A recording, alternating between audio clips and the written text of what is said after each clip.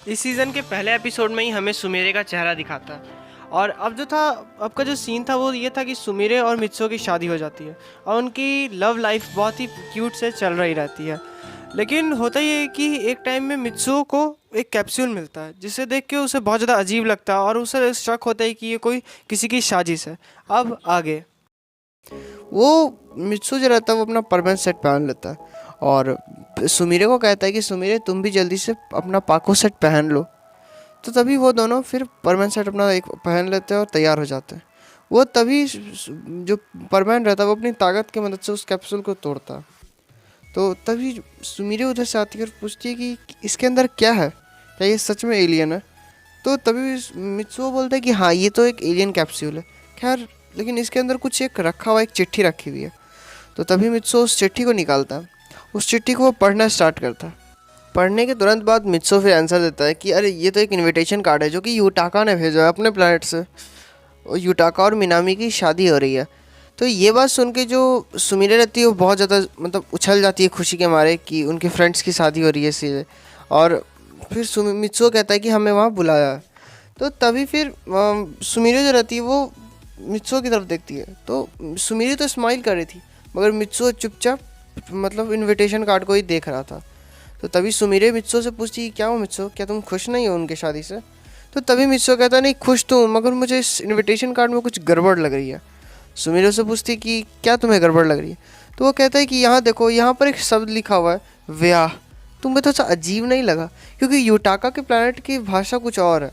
हम अगर एक दूसरे की बात समझ भी रहे थे तो वो सिर्फ परमानेंट सेट की पावर्स की मदद से समझ रहे थे।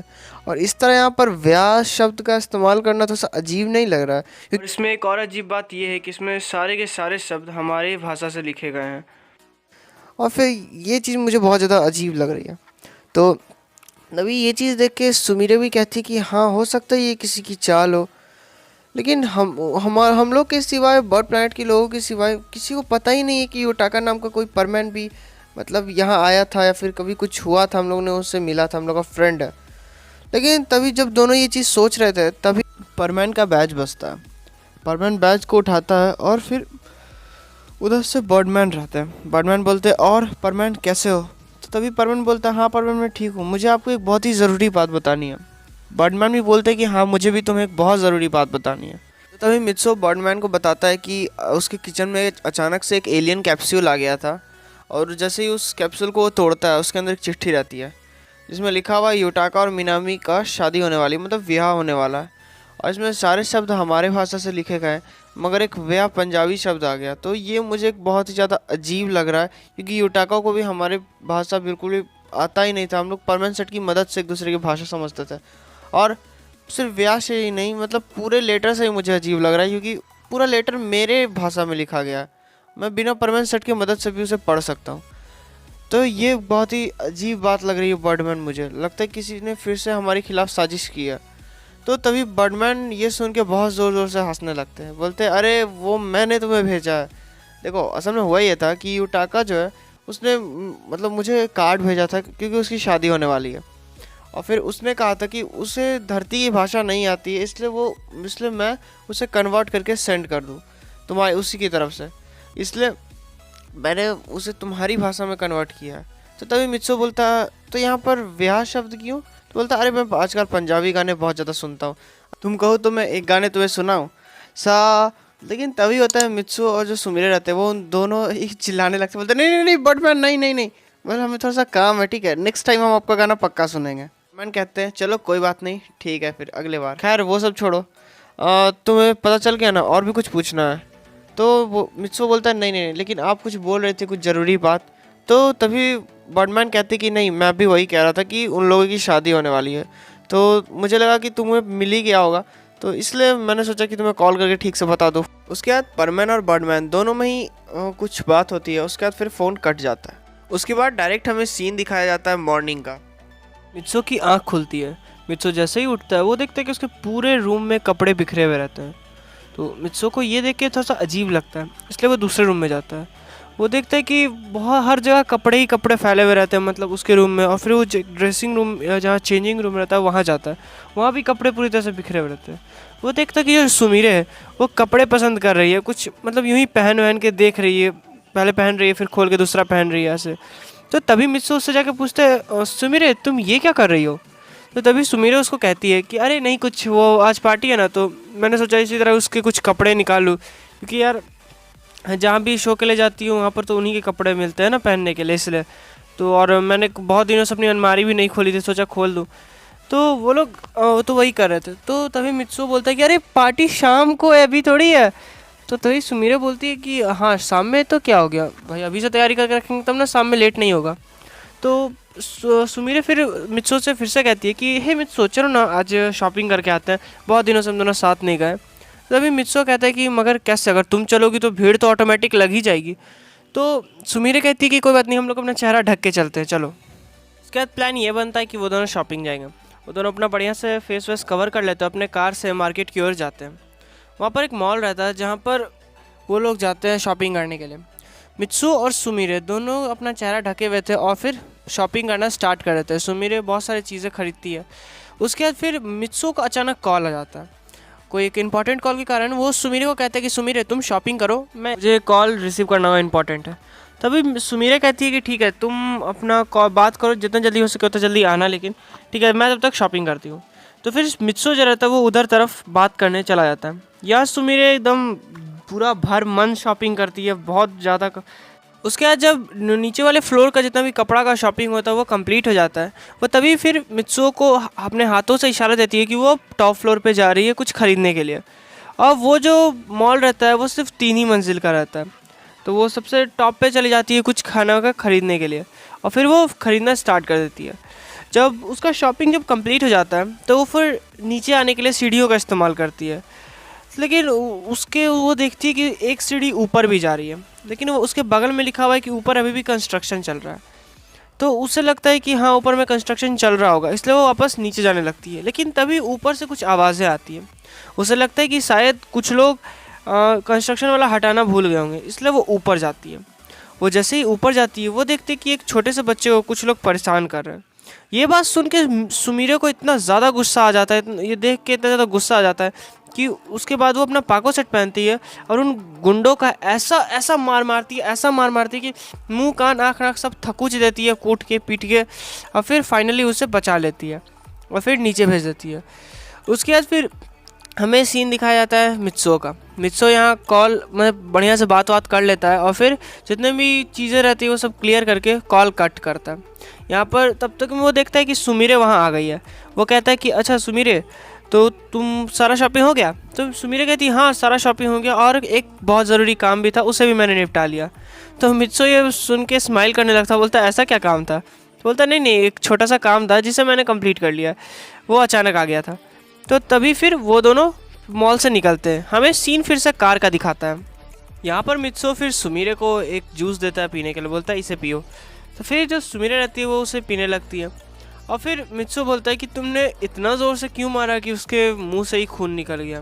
तो तभी फिर सुमीरे उसकी तरफ देखने लगती है, बोलती है ये तुम क्या कह रहे हो?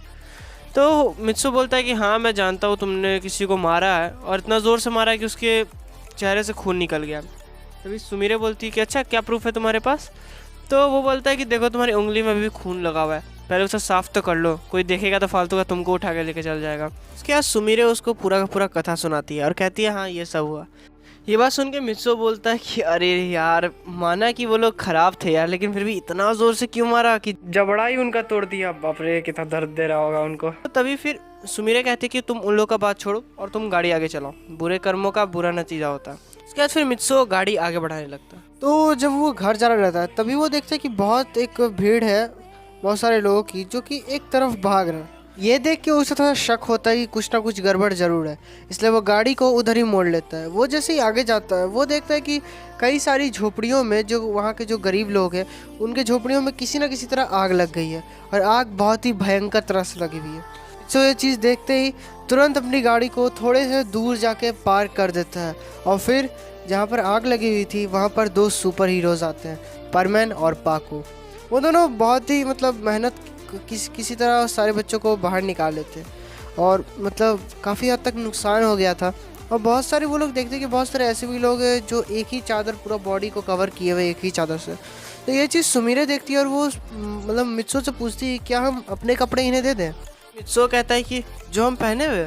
सुमिरे कहती कैसी बात कर रहे हो मित्सो, मतलब जो हमने खरीदे वो वाले। तो तभी मित्सो फिर कहता है उनसे कि वो तुम्हारे स्टाइलिश कपड़े पहनेंगे। तो सुमिरे कहती नहीं, मैंने बहुत स्टाइलिश कपड़े नहीं लिए, सारे नॉर्मली कपड़े घर में पहनने वाले, तो चलो इन्हें ला के दे देते हैं। क्या परमैन और पाको दोनों ही अपने कार के पास जाते हैं जो कि थोड़ा सा दूर पार्क किया हुआ था, और उसके अंदर से सारे कपड़े लेकर वो आते हैं और फिर वो उन गरीब बच्चों में और जो भी लोग रहते हैं उन सब में बांट देते हैं। बांटने के बाद फिर वो सभी लोग बहुत ज़्यादा खुश हो जाते हैं। मगर तभी मित्सो की नज़र जब छोटे बच्चों पे पड़ती है तब वो देखते कि जितने भी छोटे बच्चे हैं वो बहुत ज़्यादा पतले दुबले हैं और देखने से ही लग रहा था कि उन्हें ज़्यादा खाना नहीं मिलता है। इसलिए वो फिर अपने घर में कॉल करता है और कहता है कि आप कम से कम 50 लोगों का तो 50-60 लोगों का कम से कम खाना बना के रखिए, ठीक है, और परमैन और पाको आएंगे उन्हें दे दीजिएगा। तो फिर वो और पाको जो रहती है वो वापस अपने घर जाते हैं और फिर वहाँ से खाना उठा के पैक करा के लेकर आ जाते हैं और सभी बच्चों और सभी लोगों को एक एक टिफ़िन दे देते हैं खाने के लिए। ये चीज़ देख के परमैन और पाको अब सिर्फ सुपर हीरोज़ ही नहीं, उनके मसीहा भी बन चुके थे। और उसके बाद फिर ये चीज़ जब देखते थे वो सभी लोग खुश हो जाते हैं और सभी उनके सामने हाथ जोड़ लेते हैं। तो परमैन और पाको को ये देख के बहुत ज़्यादा खुशी होता है कि लोग हैप्पी हैं। उसके बाद फिर परमैन और पाको दोनों ही वहाँ से चले जाते हैं और फिर आपस में बात करे रहते हैं कि यार कोई भी आदमी मुस्कुराते हुए कितना क्यूट और कितना प्यारा लगता है ना। फिर वो लोग फिर घर पहुँच जाते हैं, लेकिन तभी मित्सो को एक और कॉल आता है। उसमें उस कॉल में पायान रहता है और कहते हैं कि हेलो मित्सो। तो मित्सो बोलता है हाँ पायान बोलो, तो आज तो पार्टी के लिए एकदम फुल रेडी हो। तो तभी पायान बोलता है कि नहीं मित्सो, हम लोग पार्टी में हमको लगता है हम लोग बहुत लेट जाएंगे। अभी मित्सो बोलते हैं कि नहीं भाई चलो, माने कि कोई कारण से हम लेट हो सकते हैं पार्टी में, मगर तुम पार्टी में कैसे लेट हो सकते हो भाई, ये तो कमाल हो गया। तभी पायान बोलता है कि नहीं ऐसा वैसा कोई बात नहीं है, असल में देखो परमैन की जॉब करते करते हमने बहुत सारे लोगों की जो मदद की है ना, तो इसलिए हम लोग को इसी तरह सम्मान एक देने के लिए, प्राइज़ देने के लिए जगह पे बुलाया है, ठीक है। तो वो भी 2 घंटे का कार्यक्रम है, उसमें भी और भी कुछ साइंटिस्टों को भी शायद अवार्ड मिला जाएगा, ठीक है, जिन्होंने कुछ अच्छा किया कंट्री के लिए। तो फिर अब वहाँ चलना होगा, ठीक, तो उसके बाद ही हम लोग पार्टी अटेंड कर सकते हैं। मित्सो बोलता हाँ ये तो खैर ठीक है, और गवर्नमेंट ने भी ठीक किया है, जो यंग साइंटिस्ट है उनको भी प्राइज़ मिलेगा उनके काम के लिए, तो उनका भी जो है जोश बढ़ेगा। तो ये ठीक अच्छी बात है, ठीक है, मैं बता दूंगा और मैं पहुंच जाऊंगा वहाँ पर, ठीक है। उसके बाद फिर हमें सीन दिखाया जाता है वहीं स्टेज का जहाँ पर उन लोगों सभी को प्राइज़ देने के लिए बुलाता है। वहाँ पर सबसे पहले जो इंसान को प्राइज़ दिया जाता है वो भी एक साइंटिस्ट ही रहता है, लेकिन तभी एक को दूसरा नाम बुलाया जाता है और जिस नाम को शायद मित्सो पहचानता है, क्योंकि वो नाम सुनते ही मित्सो के चेहरे पे स्माइल आती है। और फिर तालियों की गड़गड़ाहट के साथ एक व्यक्ति को स्टेज पे बुलाया जाता है, लेकिन हमें उस टाइम उसका चेहरा नहीं, उसकी सिर्फ आँखें दिखाई जाती है। हे गाइस यार, तो कैसे हो? हाँ मैं जानता हूँ कि ये वीडियो बहुत ज़्यादा ही लेट आई है, मतलब कुछ ज़्यादा ही लेट आई है कहे हुए टाइम के हिसाब से यार, उसके लिए मैं सॉरी बोलता हूँ सभी को। अरे यार देखो, कुछ सीन ही ऐसा कुछ हो गया था ना कि अब मैं क्या बोलूँ, मतलब क्रिकेट का लीग चल रहा था ना, टीम हार गई क्वार्टर फाइनल में ही यार, पूरा एकदम ये हो गया, सेमीफाइनल तक की क्वालिफाई नहीं कर पाए, लेकिन खैर मज़ा बहुत आया, ठीक है। हाँ जानता हूँ यूट्यूब थोड़ा सा इससे गड़बड़ा गया, खैर अब जो लीग है वो ख़त्म हो चुकी है, ठीक है। तो यार लेकिन एक जो बहुत ही बढ़िया बात आप लोगों को बतानी है वो ये है ना कि हम लोग 20,000 सब्सक्राइबर घुसने वाले हैं, वो भी कोई बहुत ज़्यादा दिन में नहीं, मात्र आज 15वां दिन है। गाइज यार आप लोग का बहुत बहुत थैंक यू यार, मैंने कभी ज़िंदगी में नहीं सोचा था कि मेरे 15 दिन में 15-16 दिन में मतलब 10,000 सब्सक्राइबर बढ़ेंगे। मतलब यार मुझे अभी भी ये दिन वो याद है जब मैं एक दिन में सोचता था कि मेरे सिर्फ 3 सब्सक्राइबर बढ़ जाए मैं बहुत खुश होऊंगा यार, लेकिन आज 15 दिन में 10,000 सब्सक्राइबर, 16 दिन में 10,000, यार एक सपने टाइप का लगता है, मगर ये सपना नहीं है भाई, बहुत खुशी हो रहा है यार, थैंक यू आप लोग सभी का। खैर वीडियो जो है उसका पार्ट 3, पार्ट 4, पार्ट 5, ठीक है, ये रेगुलर आएगी। और हाँ पार्ट 3 जो है वो एनीमे एक्स रिवॉल्यूशन के साथ मैंने कोलैब किया है, ठीक है, तो वो वीडियो आपको उसी की आवाज़ में सुनाई देगी। तो मिलते हैं हम नेक्स्ट वीडियो में, तब तक के लिए बाय बाय।